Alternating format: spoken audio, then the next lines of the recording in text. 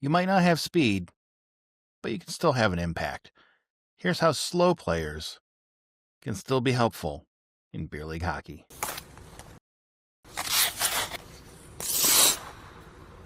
Every beer league team has that one player who probably can't beat anyone in a race, but somehow always ends up in the right spot making the right play. That could be you. Today we're talking about how to make impact on your team without needing to have NHL caliber wheels. Just hockey IQ, timing, and maybe a little bit of luck. Hey everybody, and welcome to another episode of the Beer Leaguer Podcast. This one is something that hits a little bit close to home for me. How to still be a useful and helpful to your team beer league player while not being the most fleet of foot. Now, I'm someone that has never been a fast player. Even when I was younger, I was one of the slowest players on pretty much any team I played on, and that's just something that stayed with me. I like to think I'm still a useful player because I can do some other things out there and kind of mask my lack of speed. I think it's pretty apparent though, but maybe not make it as much of a detriment as you would think it is. So on this episode, we're going to go over some different things that slower players can do to make themselves better at beer league hockey. But honestly, these are also things that will help out faster players, maybe play a little bit faster, look a little bit faster, and play better. So it's applicable to just about anyone.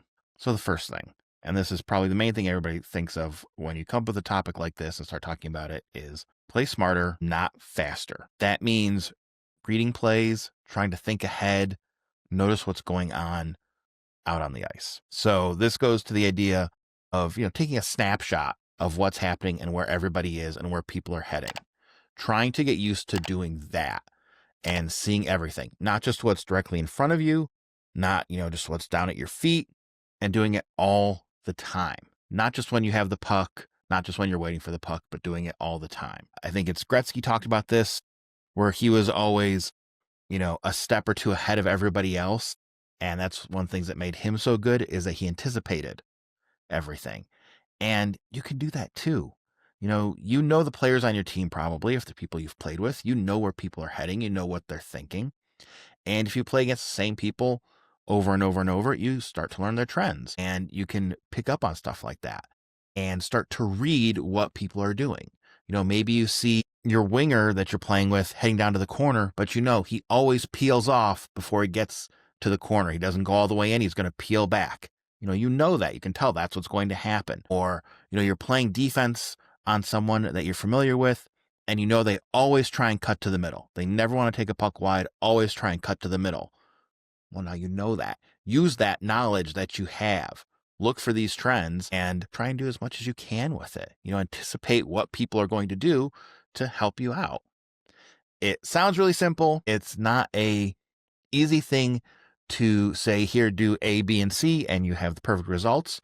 But it's really just paying attention and watching what's going on. Like I said, it's watching your teammates, watching your opposition, and getting used to it. And if you really just kind of pay attention a little bit more during games, or if you have access to recordings of your games, paying attention to those as well, as painful as it might be to watch yourself, you instinctively start to know some of these things, and it can really help.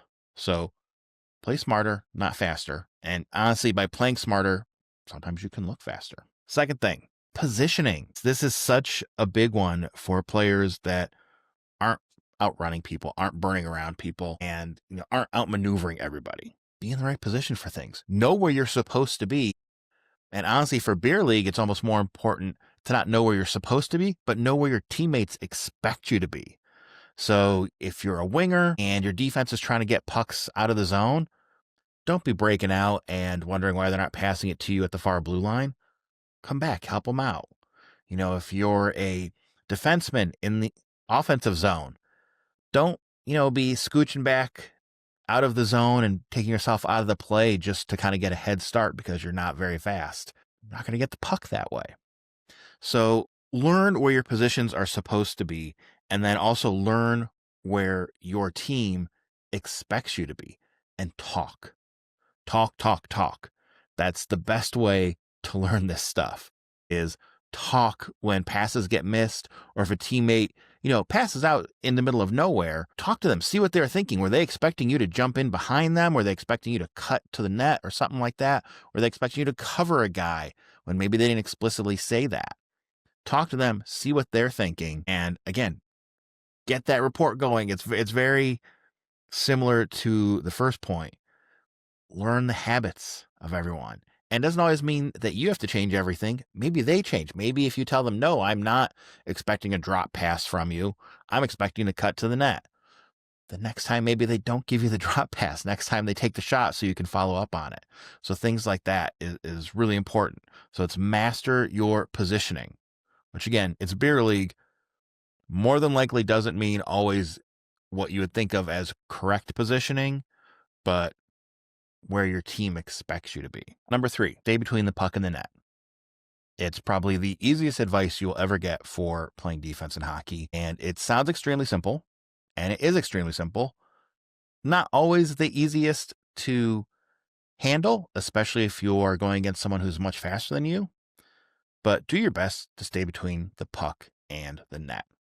So if someone's coming down on you and you're playing, you don't have to be playing defense, you can be playing wing, and they're coming down at you, stay between the puck and the net. Doing that forces them to do something. Now, you always do want to try and push any players off to the sides, keep the middle as open as you can for your goalie. Side shots should be easier for them to stop because they're harder shots, but really stay between the puck and the net. That forces the player with the puck to do something. And forcing somebody to do something is always better than letting them just kind of do whatever they want. That's when people make mistakes, especially in beer league. And the great thing is when you're playing defense on somebody, you can use yourself as the defender. You also have a stick. It's long. It gives you added length and reach. So if somebody is super fast and they're able to get kind of around you, still use your stick to have that little bit more time to help you out with at least keeping that between the puck and the net. Kind of similar with positioning, how you want to stay on somebody, but just keep yourself between the puck and the net. Block that as much as possible. Slow down the opposing player who's coming on offense as much as you can. Number 4, stick positioning. All right. You generally know where you're supposed to be now, where your teammates are expecting you. You are doing your best to keep yourself between the puck and your net. What's the next thing you do? Stick positioning. Like I talked about, your stick can help you so much defensively, especially. Gives you added length, added reach. If someone starts to get around you, you can use it to corral players. That's how you help keep players out of the center of the ice. Use your stick to help corral them going one way. Make them have to make a really good move to go around your stick to help yourself out. The other thing you can do is use your stick to try and block passing lanes. You can use your stick to get on someone that has the puck, obviously, but if somebody doesn't have the puck and you're just kind of in the way with the stick, get your stick parallel to the ice and block some passing lanes, block passes from happening with that. Use your stick to lift sticks as well. This is also the inverse of this works on the offensive end, is use your stick to, again, have added reach. Maybe you can get a puck around someone that's trying to defend you because you use the full reach of your stick, even if it's one-handed, to go around somebody. Use your stick to give an opening for a teammate to give you a pass, even if your body is kind of in the way and not in a good spot. Maybe you can get your stick out there so that they can find your stick. So again, don't forget, you have a stick. It's another couple of feet extension on your arm. Use it. Number 5, communicate. Hopefully that's simple enough. Hopefully it is. Talk to your teammates. Like I said in the very beginning of this, under point number 1, talk to your teammates, see what they're expecting you to do. Tell them what you're expecting them to do. That is such a huge thing that in lower level beer leagues doesn't happen. Upper level beer league, if you go watch upper games a lot of times, especially players that have played, at a high level, semi-pro or even pro level, or even super high, college, or even really high level competitive high school, there's a lot of talk on the ice usually. There's usually a lot of chatter about things, players calling for things, saying they're doing different stuff on the offensive end and on the defensive end, and just chatter back and forth. And on lower level beer league, you don't hear as much of that. And the more talk, the better to communicate things out. I have heard people say that they don't want the other team to hear what they're doing. I've heard that as an excuse of why they don't talk. And yeah, I suppose that could be a thing, but yeah, I really don't think that's a good excuse. Talk out there. Talk while you're playing, talk on the bench. Don't just spend the whole time on the bench talking crap about the other team or saying, hey, the guy should have made that pass, or why didn't he get that shot, or whatever. Talk about what you were expecting and what they were expecting, and see what they're thinking. See what they're thinking you're going to do, and you tell them what you're thinking they're going to do. Find some middle ground in there and find out what everybody's thinking, on your line, your defense pairing, whatever, and see where everyone's thoughts are. So just communicate, talk. It's not that hard. Number 6, pass more. Even if you're a slow skater, you can pass just as fast as probably anyone else on your team. Pass the puck more. The puck's always going to move faster than a skater anyways. So learn to pass better. Learn to pass more and pass better. Get in the habit of it. Become a good passer.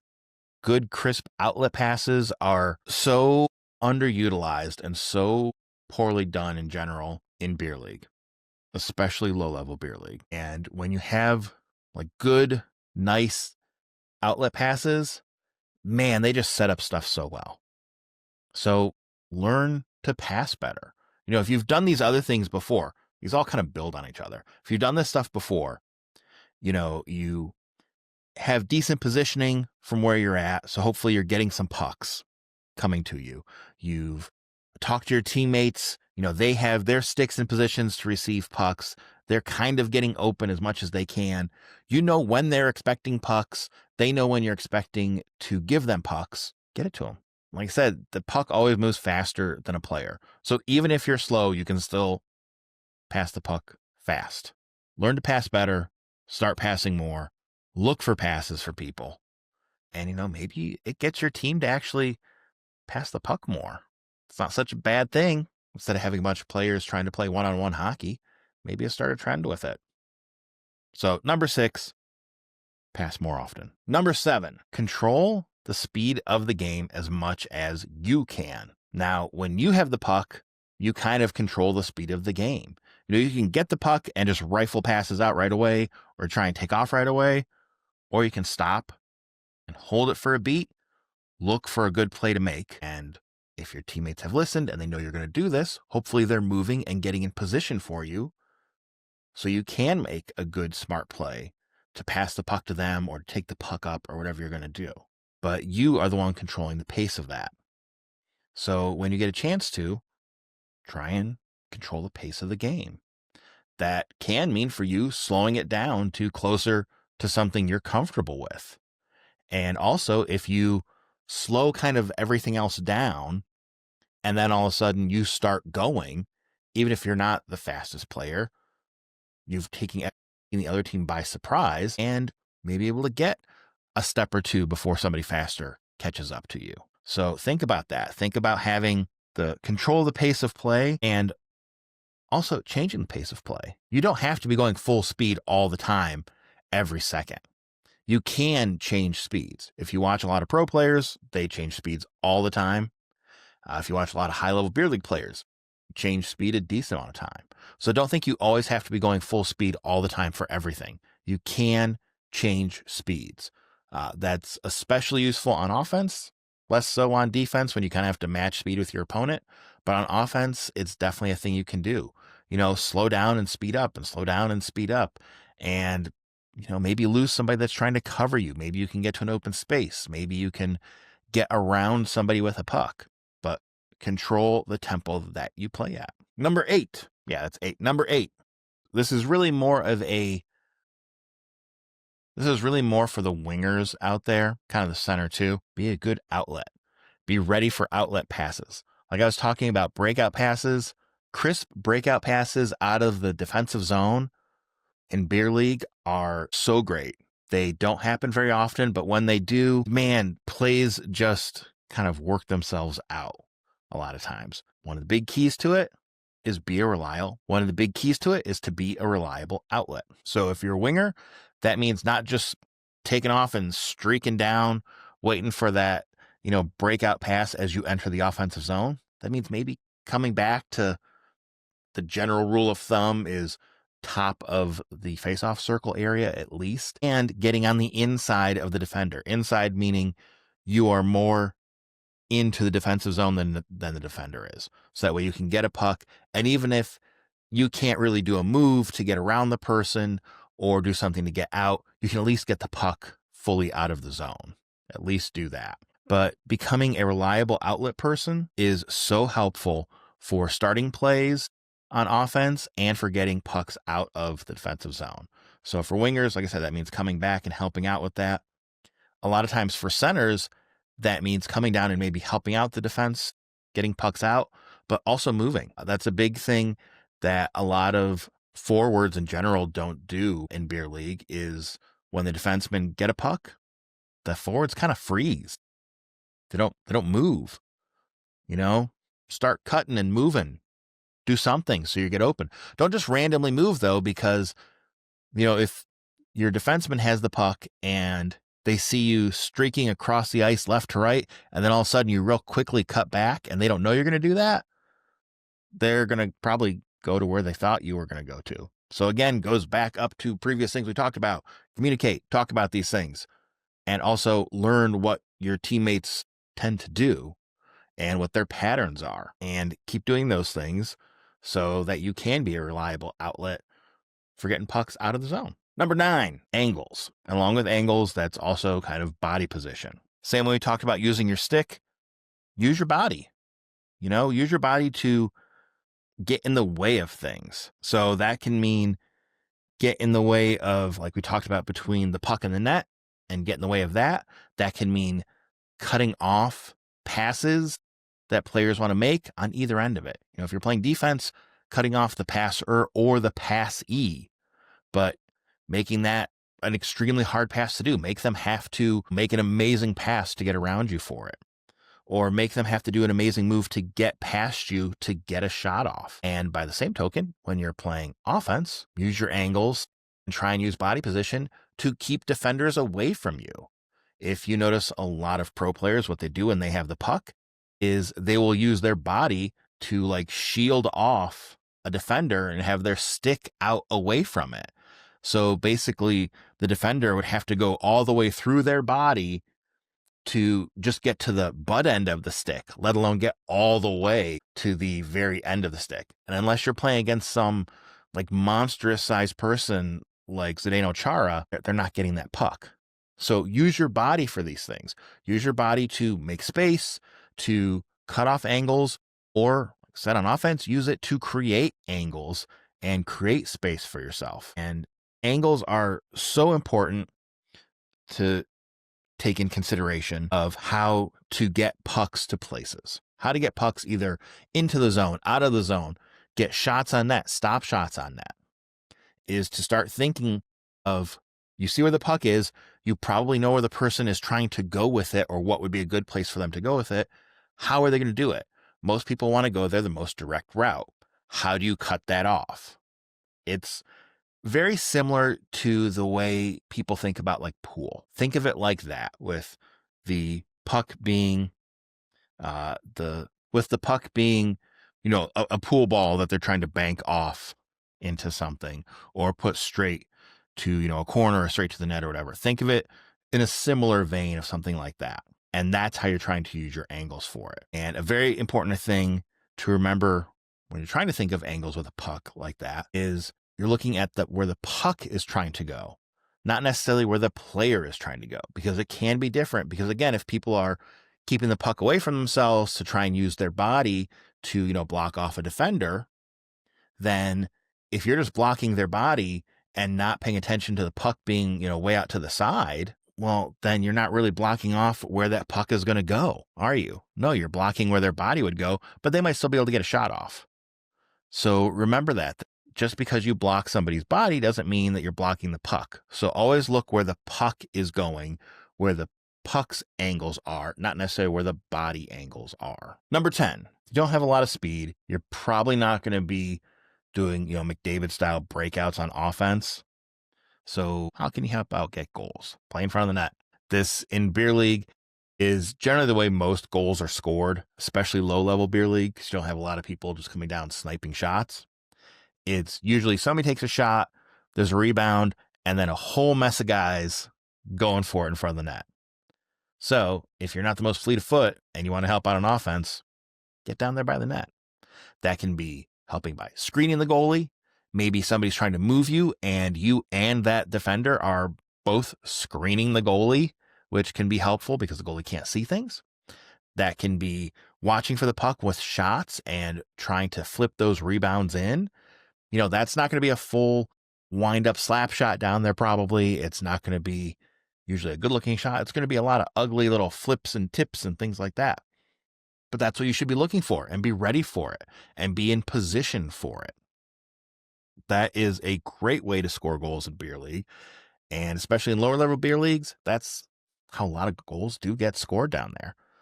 On the flip side, on defense, try and prevent that. Like we just talked about with body position and angles and things like that. Don't let the person be down there. Now, this is beer league. You can't be just cross-checking people and knocking people out of the crease and stuff like that. But don't let them even get down there. Get in the way of it. And be cognizant of where the puck is, like we talked about.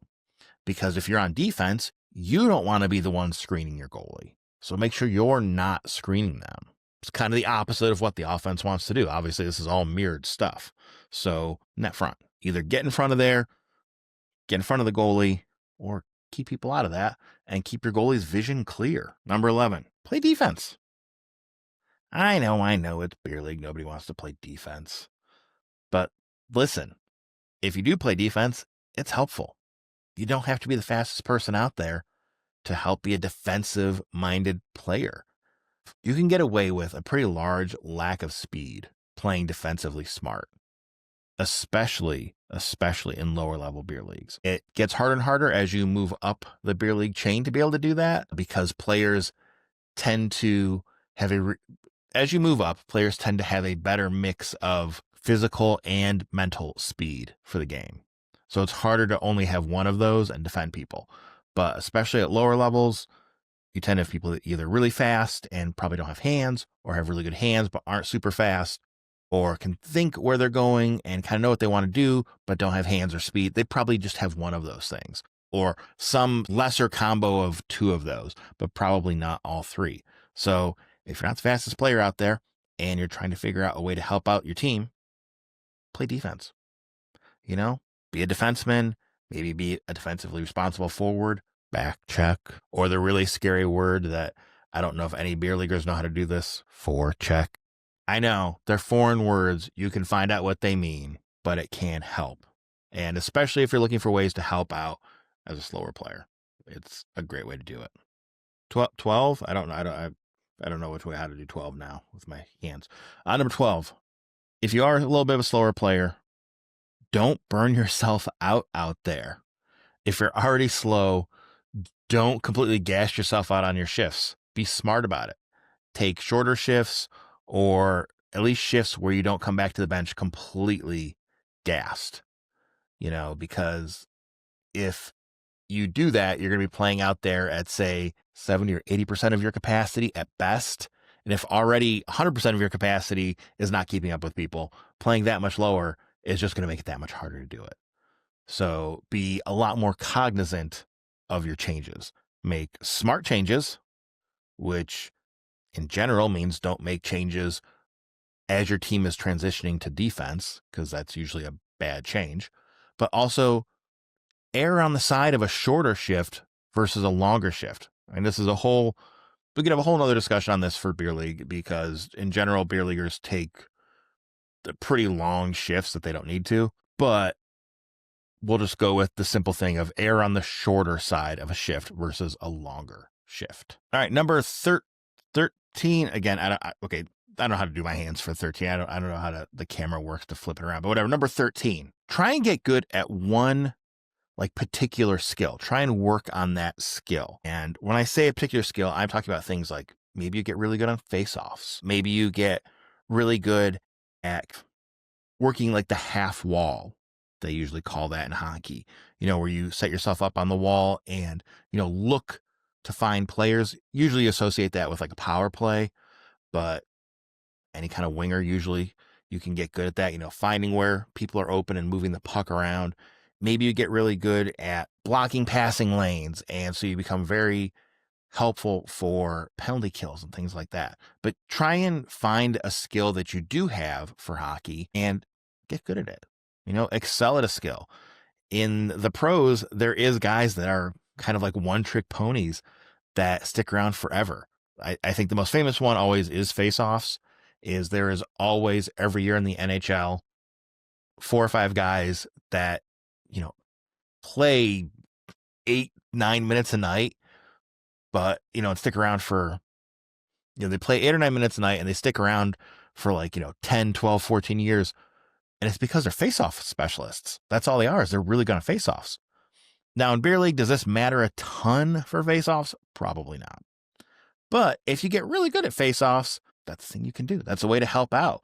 It's not just something that you can do that you say, hey, that's a helpful skill that I have that helps your team out, but it's also a way to feel better about your game. If you have one thing that you're really good at and kind of hang your hat on, it can really help you feel a lot better about playing, especially if you are a slower player and don't feel like you're helping out in other ways. All right, finally, number 14, I think this kind of goes without saying. If you are a slower player, especially if you feel that being a slower player is making you not as valuable as a teammate out there, and you're looking for a way to kind of, like I was saying, feel better about how you're helping out your team, be a glue guy. And by being a glue guy, what I mean is be the upbeat guy on the bench, be a good locker room guy. If your team is lacking someone that's, a beer person on your team, be the person that does that, or the person that organizes it. Anything like that just kind of helps make the team more fun, makes people have more fun playing beer league. After wins, after losses, no matter what, helps them have a good time with it. Be that guy. That does not require any speed whatsoever to do that. That doesn't require any kind of good hockey sense or any hockey specialties to be that person on your team. And everybody needs at least one person on their team like that, if not multiple people. Hey everybody, I just want to take a quick moment to invite you to go check out thebeerleaguer.com. Here you can check out all the latest and previous podcast episodes, all the goofy and hopefully sometimes informative social media posts, and all the different ways to contact the show. You can sign up for the newsletter or even leave a voicemail for the show. Or if you prefer, you can use the contact form here and send us in any thoughts you have on the current episode you're listening to or any future show ideas. Thanks a lot. Go check it out, thebeerleaguer.com. Now back to the show. So there you go. That is 14 different things you can do if you are a slower player to help out your team and help you be a better player just overall. Also, 14 things that average or good hockey players can do to get better at hockey as well. Kind of works for everybody. Isn't that nice? Love to hear if you have suggestions yourself for things that you think a slower player can do to help out, because I would like to do some of those things as a slower player. So let me know. As always, if you have comments, feedback, anything about the show, you can get a hold of the show over at thebeerleaguer.com. That's the best way to get a hold of everything, find past shows, find all the different stuff you want to find out about the show, social media accounts, whatever. Go check it out, thebeerleaguer.com. All right, everybody, as always, thanks a lot for listening. I appreciate it. I'll catch you in the next one.